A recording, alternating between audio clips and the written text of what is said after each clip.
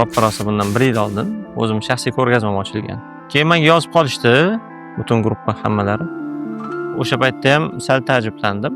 Keyinchalik bu narsani ko'lamini his qilib, tushunib, jahon miqyosidagi o'sha Biennale bo'lganligi uchun bir tomondan xursand bo'ldim va shu bilan ish protsessi boshlandi.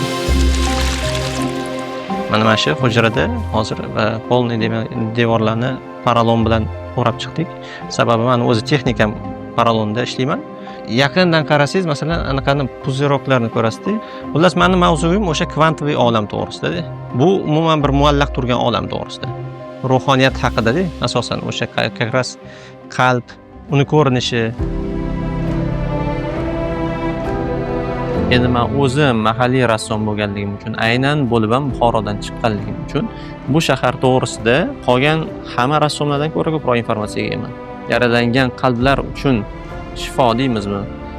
Aynan Buxoroda shu narsa bor. Shak shubha yo'qki, albatta bu shahar, demak, yaralangan qalblar uchun haqiqatda chin ma'noda shifo bo'lishi mumkin. Shu sababdan meni ijodimda, ya'niki bu mavzuda hech qanaqa muammo qolgan yo'q. Lekin shu narsani men o'zimni o'sha zamonaviy ko'rishim bilan, san'at bilan shuni xalqqa tadbiq qilishim kerak, ko'rsatishim kerak.